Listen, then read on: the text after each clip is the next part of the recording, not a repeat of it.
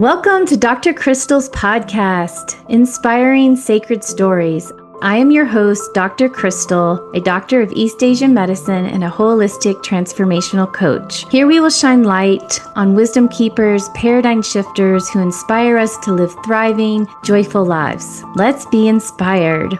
Although I am a doctor of East Asian medicine, this podcast is for educational and inspirational purposes only. It does not replace professional medical advice. Please consult a qualified healthcare provider for guidance on your personal health needs.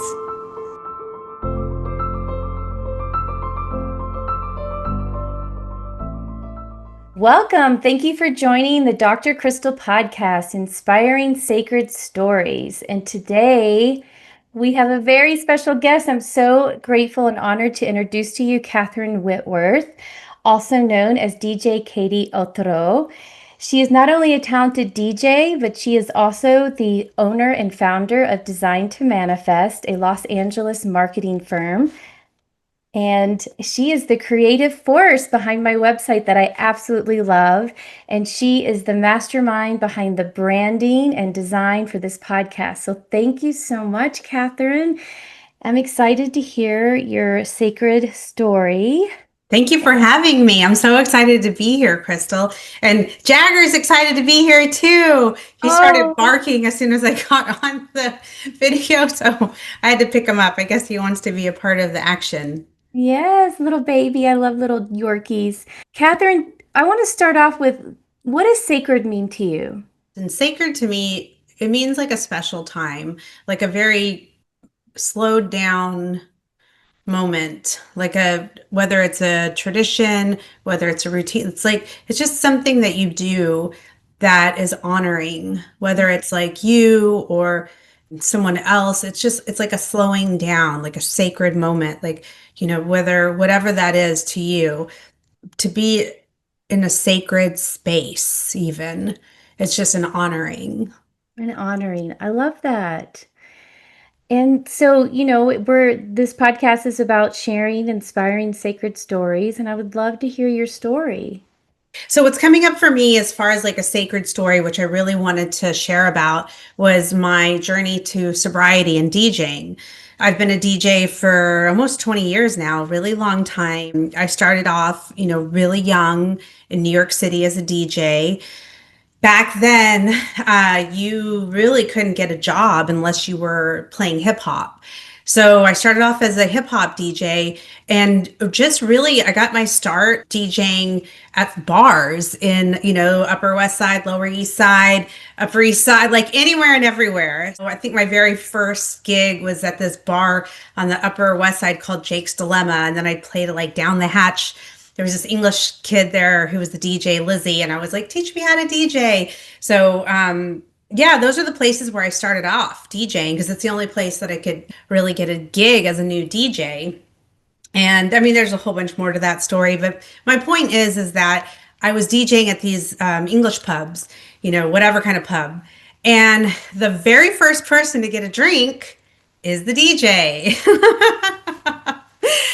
Even today in a bar, club, whatever it is, restaurant, whenever somebody's DJing, they're always offered, their free drinks, you get a bar tab or just unlimited. I mean, back then there was no limit. It was just like as much as you want. So it started off as something that would, if I didn't eat dinner or I just needed that extra push. Alcohol has a lot of sugar. When I look back on it, it's like, yeah, it's like the sugar, you know what I mean? Like, yeah, I want that martini, that espresso martini or that watermelon martini. And, as I started to progress in my DJing and I started DJing at, better places, like I was the resident at Lot 61, which was like a big celebrity club at the time. And the reason it was called Lot 61 was because they had 61 flavors of martinis. Oh, wow. Yeah. Gotta try them all. I think I did actually. So, it just it progressed. The disease of alcoholism is something that I think, I come from a long line of alcoholics. It runs in my family. It definitely has been a thread through my lineage on my mother's side and my father's side. It's almost like any disease. It's like if it needs a place to grow, right? Like we all have, genetically, we have things that are predispositioned and everything like that. So, if you have something in your DNA, in your psyche, whatever it is, and then it has a place to grow, it's going to grow. It was just interesting the way that mine progressed because I grew up in Texas, lived there till I was 19 until I moved to New York City. I wanted to be a journalist photographer, Mm. similar to you. Yeah. Yeah, I actually did some work for the Source magazine, the hip hop magazine. I was this little Mexican girl, my mom's Mexican, and just in the Fifth Ward, and I was taking pictures of these hip hop guys, and they were all hard, and I was like, this is so cool. And with that job, I ended up moving to New York, and I just fell into DJing. That's a whole other story, but basically what happened was is that my alcoholism had a place to grow quickly. And I would go to work, and then I was the resident DJ at Bungalow 8. It was like 8 tables. It was amazing. On any night it would be like Bruce Willis, Demi Moore, like, I mean, it was just so seeing Grace Jones. I got to DJ for Grace Jones. Wow. Yeah, it was so cool. She came up to me and she's like, play some Brazilian bossa nova, honey. And, um, and I'm like, anything for you, Grace. I was like, I love your hat. She had this beautiful hat. And I was like, where did you get that beautiful hat? And she was like, New York, Milan, London, Paris, ha ha ha. And she like walked off. She's just it was really really fun, and it was a great experience. And I think for like a lot of DJs, it starts off as really fun, right? Like, I mean, I got sober in a 12-step program, and in 12-step they always say, it was fun, and then fun with problems, and then just problems. So that's like my path. When I was DJing and at the height of it, it really became a thing where I needed something more, more, more. It's almost like an athlete where you work out at the gym and you get to a certain, and you need more weights to get bigger or to get stronger. You got to keep going. So with alcoholism, it turned into that. When I was growing up in Texas, we smoked weed, maybe took a little acid here and there, went to a rave and took a little ecstasy. But in New York, it progressed. That's another level, New York. And Yeah, you're in the right atmosphere to just feed that. absolutely. Yeah. And that's what happened. People started tipping me in cocaine. I love this track. Here's a bag. Wow. My thing was, if as long as you're not paying for it, it's not a problem, Right. right? Yeah. So the disease progressed, and it really did take a toll. And one night we had an after party. I was DJing a party called Mr. Black's in New York. It's this legendary LGBTQ party. It was just like so fun and so cool. And it wasn't like your typical, circuit gay party. It was a really like fashionable, elevated, like beautiful party. And I remember I spent like most of the night in the bathroom and doing drugs. Mm. And after that party, I was DJing there with Junior Sanchez, Alexander Technique, and an old producer I used to work with, Automatic Panic, and some other people. And we went to Junior's house afterwards. It's a beautiful house in Jersey. Junior is a very accomplished DJ. And that night, I was really upset. We had been in the studio and I was trying to sing and I wasn't getting it right. And I was really stoned, and then, proceeded to party and get higher and higher. And I just lost it. And it was a bottom for me. And I was yelling at everybody and I was drinking at the after party. And the next day, they had called my boyfriend in New York, and I took the train back from Jersey the next day, and they were like, Kat needs to get sober, you Mm. know? So this is coming from my peers. These are, people, my friends, people that I work with, people that I respect, and that, I didn't want them to be mad at me. Yeah. At that time, I had no idea that I even had a problem. I'm like, what are you talking about? I'm a DJ. I'm having fun. This is what it's meant to be, right? I'm living the vida loca. I'm the la vida loca. At that period of time, I was just DJing a lot of New York clubs. I was DJing like every night, and 5, 6 days a week, sometimes seven.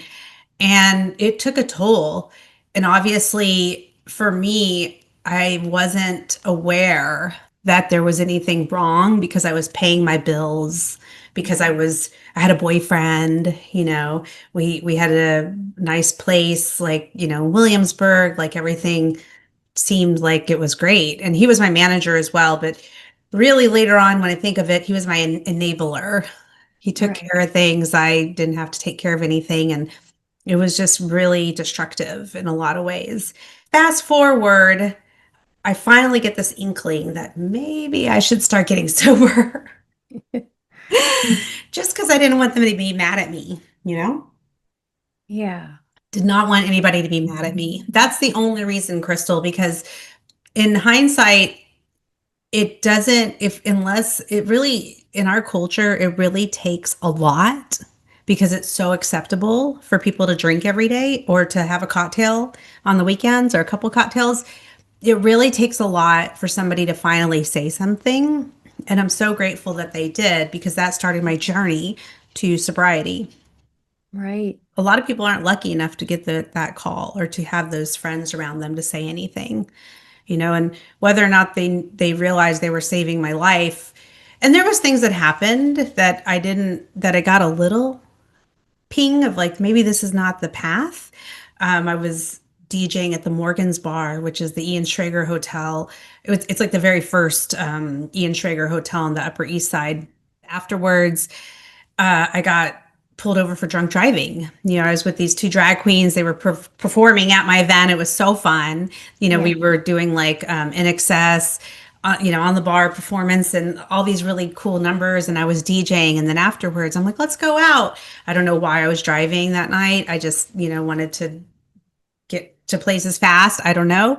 But I had my car and I got pulled over, drunk driving, and I went to jail, in New York City jail. And it was like a Friday night. And, it just was really traumatic for me. But that still like didn't stop me from drinking and partying. And I just didn't drive anymore. Yeah. So, and then another time I was at Hero Ballroom. And Alex English used to throw this big party there, and he's a big promoter in New York, and he would bring in a lot of great acts. And the Rapture, this band, they were DJing, and they were throwing this crazy party. And I remember I was dancing on the table, I was super high, having the time of my life, and I fell off the table and I fell on my right arm. Oh. And as a DJ, that's not a good idea. Yeah. Yeah. Yeah. So the bouncer was really taken back. I remember looking in his face, looking at him, and him just saying, like, "Are you okay? Because your arm is dangling." My Oh. arm was literally dangling. Oh. Yeah. Cat. Yeah. It was not fun. But I mean, I had a little bit of pain, but I was so drunk and high, I couldn't really process all of it. So instead of going to the hospital, I went backstage, I found some weed, and I got stoned. I got high, more high. And I mean, when I say high, like earlier, it's like drugs, like not just weed Yeah. that night. So fast forward, I went home, made it home somehow. Like someone from the party, I don't even know, a stranger took me home. It's a miracle that nothing happened to me. The next morning, I remember getting out of bed and I passed out from the pain of my arm. And I remember looking up and my boyfriend walking over me because he was so sick and tired of all of this, Yeah. right? He was so tired of it all. But I think because we worked together, because we had our lives entangled in so many ways, it was harder for him to leave. So fast forward to the night when I had my bottom, but my real bottom. I mean, I've had many little bottoms, and that's what they say in 12-step program. It's kind of like the point when you're like, okay, I'm done. This happened. I'm done. So that's when I had that quote unquote intervention where they told my boyfriend like she needs to get sober. I called one of the only DJs I knew who was sober, and then she put me in touch with somebody else. And then I remember Princess Superstar was also sober, and I had called her, and I just started to like go to meetings and start this path of like healing and getting sober. And it was so nuts. Like Krystal, it was like magic. Mm. It's like the energy, when the energy started to lift.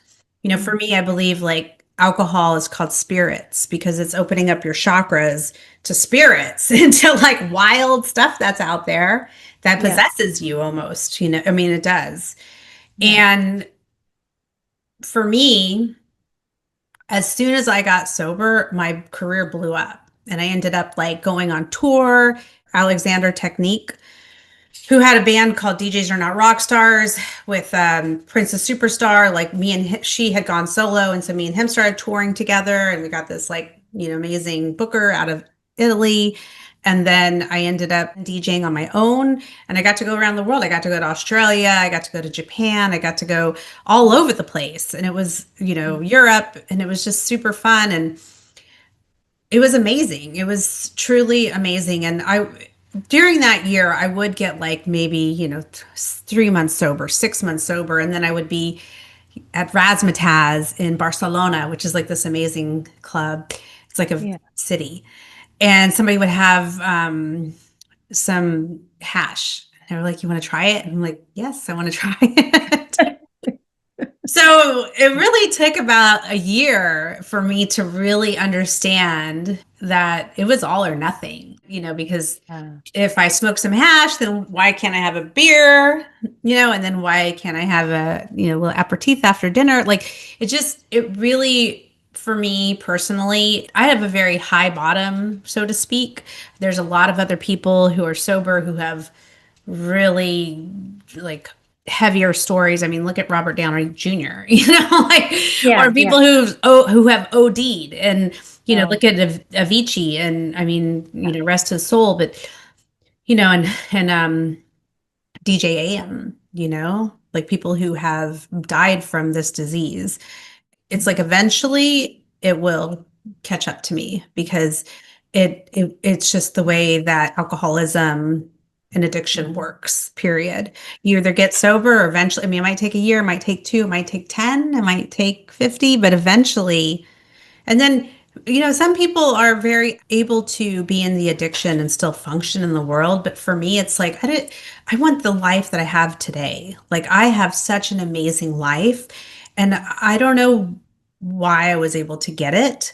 But I think a lot of it had to do with my willingness to listen to other people, to try new things. When I first got sober, they were like, if you have a craving, get ice cream and eat the ice cream because your body's looking for sugar, like yeah. pray, come up with something. And for a long time, it's a higher power, a Buddha, whatever you want to call your, something outside of yourself. And for me, a lot of it was David Bowie. And that's why I have David Bowie back there. Oh, I love that. He was like my higher power because we're made from stardust, right? Mm. And now today I have a very good connection with that thing that is in that. I can't even explain what it is, but for lack of a better word, I mean, I call it HP, higher power, the universe, the goddess that is, Mm. the nature spirits, the thing that esoteric, feeling, that is that thing that is out there that watches over us and that we can connect with. So for me, I really dived deep into, sound baths, meditation, prayer, really healing that part of myself that would feel that I needed to drink and use in order to be a good DJ, in order to Mm. just quiet my mind. And over the years, I've picked up a lot of tools. I've done a lot of retreats. I've been a seeker because for me, I love DJing and I remember, and I love music. And I remember they told me when I first got sober, they were like, you have to either stay sober or find a new career because you can't be in bars and clubs and surrounded by Right. drugs and alcohol. I Yeah. remember one time I was DJing in Italy and I was walking across the dance floor to the DJ booth. and somebody on in the crowd was trying to put a pill in my mouth. Oh God. It was probably ecstasy. Right. Yeah. And, luckily I was sober and didn't. I was like, no, thank you. But, and there's been so many times where, like, if I wasn't sober, who knows what would have happened? So many things could have happened to me. I used to go to P. Diddy's house every single winter music conference, Miami Music Week in the March. He would throw a party there called the Breakfast Club. And it was, every Sunday morning, late Saturday night. It was fun. There was a lot of people there. We were all outside in the backyard and by the pool, DJs, fun. It was super fun. But, if I wasn't sober, who knows? I might have ended up inside the house, like doing some stuff I didn't want to do. I don't know. So for me, I've been able to be in places and around people and still do the things that I love, but just making that hard line of like no drugs, no alcohol, because I want to be able to keep the party going. And I'm actually writing a book right now called How to DJ Sober. And it's all about that. It's about a true life story, my life story about being in all these different situations and how I was able to stay sober. At first, I would even smoke cigarettes. Like I was never a big smoker, but just so I could feel like I was doing something with the other people, I would smoke cigarettes and carry cigarettes, and that got me through, a couple of years. I was like a social smoker. There's a lot of different things. I mean, until I was able to build up enough to just be okay with nothing. I mean, now the hardest thing I might do is like a Diet Coke, like I don't even drink Red Bull anymore, like I Right. used to live Good. in Ibiza and they have coffee machines in the clubs. Like Oh, you put in money in this machine and it would spit out an espresso, which is like amazing, but yeah. it's like 2, 3 in the morning and I'm like shooting espresso.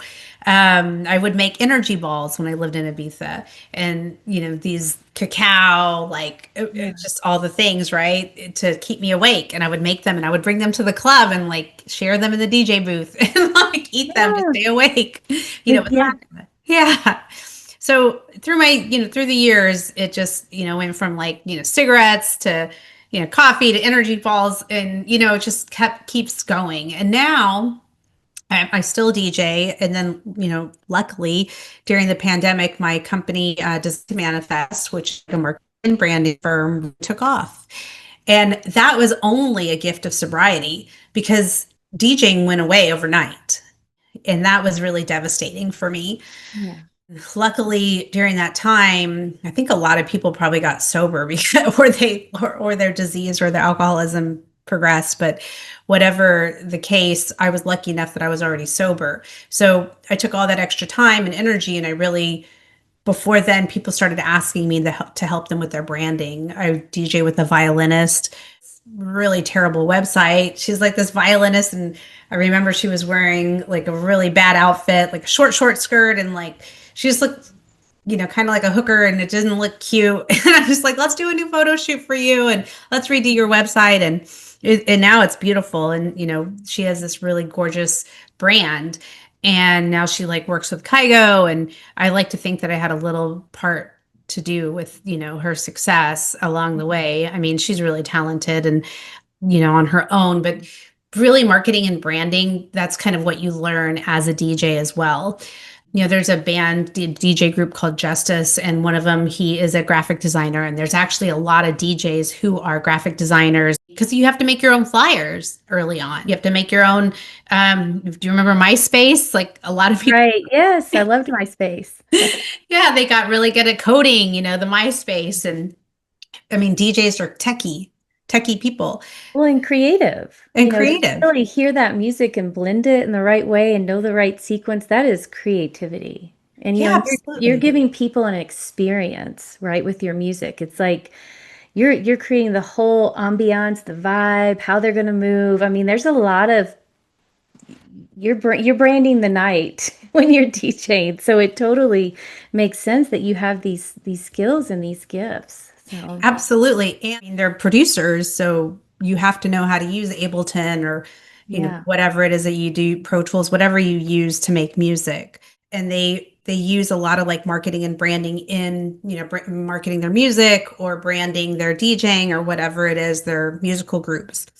So Yeah. luckily, during the pandemic, I was able to start working with Tastemakers Media. They do all the podcasting for Mm. Kevin Hart and the LOL network on Sirius XM. And I learned a lot about production and producing podcasts and also, branding. I already knew about like with logos. And I remember my very first DJ when I used to DJ in New York, it was DJ Cat NYC. That was my brand.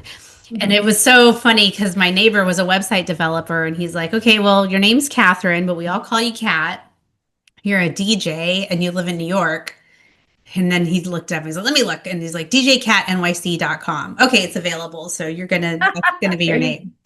So that was my very first name. Then when I moved to LA, I was like, I can't be DJ Cat NYC. I live in Los Angeles.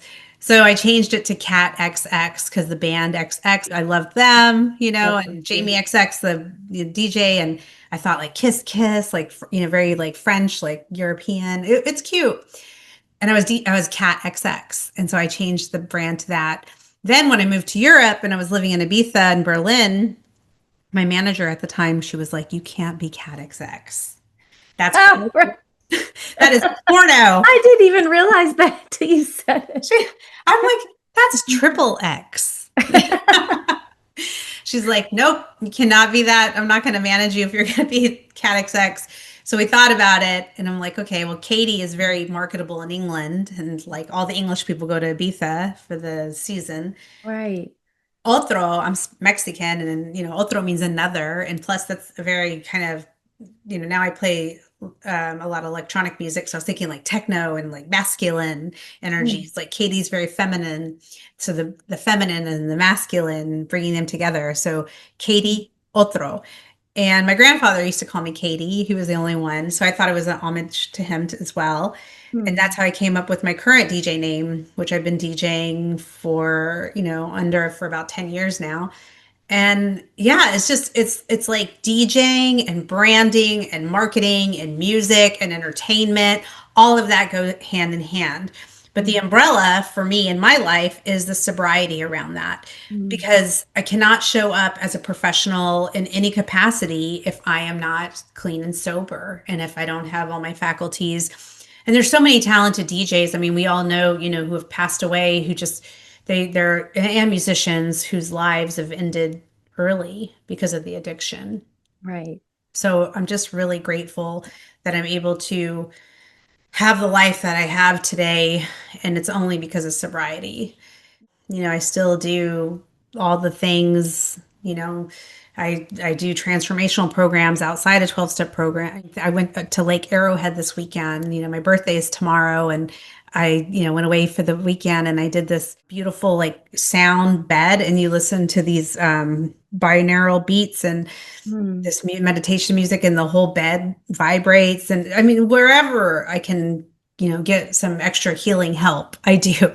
And I Yeah. love DJing still. Like this week, I'm DJing Friday at 12:12 in Santa Monica. And then Friday or Saturday night, I'm DJing at the Warwick. Me and my dear friend, Adolfo Sanchez. He's an amazing designer. We're going to have a dual Libra birthday party, Oh, fun. together. Yeah. And it's really fun too to be sober as a DJ because you remember the whole night and you get to see the whole thing, and you're, you're able to tap into the energy of like what's really going on in the room. And I am a better DJ because of it. Mm. It was hard at first to, make that change from DJing with, alcohol and then not DJing with alcohol, but it's like any muscle. The more you do it, the stronger it Mm. becomes. Yeah. Through my whole journey, first of all, I never thought I'd be a DJ, even though I grew up on music. My dad would listen to like, Led Zeppelin and Pink Floyd. We'd listen to the whole album. And my mom would listen to like Chopin and Bach and Mm. classical music and then Brazilian bossa nova because my mom's Mexican and my dad's German and English. So I grew up on music, but I never thought I was going to be a DJ. And Hmm. it just happened. It's like God and the universe and goddess, and it was Yeah. my path. And my path was to get sober, to go through those hard things so that I Mm. could help other people. So anybody who wants to contact me and learn more about how to be a sober entertainer, please do. I'm always here to be of service. And that is my sacred story, Dr. Krystal. Thank you for having Oh, me. thank you so much. I'm so touched by your whole journey and your courageousness to one share, and I'm excited about the book. I look forward to reading it. And I just want to acknowledge your strength and that you're so strong and you're so wise and it's like you went on this path and now you're using it to help others. You're still giving your gift of music and experience, and then oh my God, you're designed to manifest. I love that name. And you're helping me manifest this podcast. And I'm just so in awe of you and so grateful. So thank you so much. And so, what is one thing that you do, maybe on a daily basis, maybe for ritual, that is sacred that you'd like to share with everybody before we close up? Absolutely. So every morning and every night I pray. It's for me, God, spirit. It's not like a traditional, like whatever it is that you believe in, all good. But for me, it's not like a traditional, you know, Lutheran or Catholic or whatever kind of God. For me, God is like, it doesn't even have a face. It's like a spirit. It's like an energy. It's like the feminine and the masculine. God is like miracles. God is things that, when something happens and you're like, wow, that's a coincidence. No, that's God. For me, it's like, God is music. God is, art, like creativity. So I pray to God, my God, my understanding of it every morning and every night. And I just say, thank you so much for my big, wonderful, abundant life. Please help me to be of service today to my family, to my friends, to my boyfriend, to my clients, so that I can be a light. I do various ones, but I always say thank you so much for my big, wonderful, abundant life. I always start and help me to be of service. I always start off with that, and then I'll maybe say something more specific that I'm dealing with. That's a sacred time. That's a sacred ritual for me every morning and every night. And my friend, I was talking to her yesterday, my dear soul sister, Shireen. She's a life coach. She lives in Austin, Texas. She's an amazing human being. And I was telling her, like, Shireen, I've been watching a lot of Netflix lately. Like, it's not a good thing. I'm kind of like starting to get addicted and body me out. She's like, there's no shame in that. She's like, it's okay. She's like, you're just doing it and you're aware now that it doesn't serve you anymore. So, you're going to try something different. So I think I'm going to get one of those LED masks and Yeah. maybe do that at night instead. And just try to wind down in a different way. And we're always evolving, we're always evolving. And I mean, yes, like I'm not saying Netflix is bad, like, or anything, watching TV. Like, if you got to do it, do it. That's a lot better than doing heroin or, what I Right. mean, or Yeah. whatever. Yeah. So it's just, we're always evolving and growing. And I just really am trying to not beat myself up and just to be gentle with myself and just to recognize. So I think for me, like a lot of being sacred and that sacred prayer is just to recognize. So like last night, I was like, God, please help me not to watch Netflix so much, and that was my prayer last night. And it was good because I actually went to bed a little earlier than I usually do. And I was able to turn off the TV, and I really shouldn't have a TV. Well, I don't want to say should. I don't want to should all over myself. Yeah. Yeah. But have a TV in my room. But whatever, we're all evolving and growing, and we're just here today to do the best that we can. Yes, thank you. And I love that prayer for, in the morning and the evening. And, heck, sometimes I have these books that are so intense that they keep me up. And I'm like, I didn't think a book would do that. So, yeah, I like the idea of an LED mask to just get your chill place. So how can people reach you? Absolutely. They can go to my website. I would love to connect. It's katieotro.com. So that's KATIE Otro, OTRO.com. And then for my marketing, Design to Manifest, that's design, DESIGN, the number two, manifest.com. You can reach me through both of those or Instagram, Katie Otro, or Design to Manifest. I always check my DMs, and you can DM me or email me through my websites. Thank you. Thank you so much for being here today. Thank you for having me, Krystal. Yes.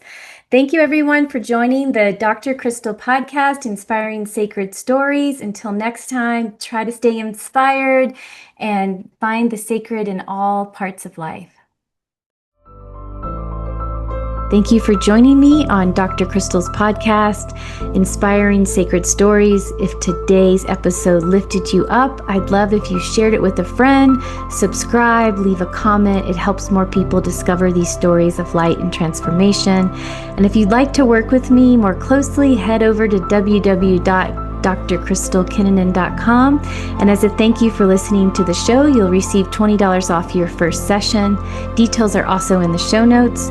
Remember, in this time of rapid change and transformation, you are not alone. You are part of a greater shift, and your inspired life matters. Until next time, let's be inspired.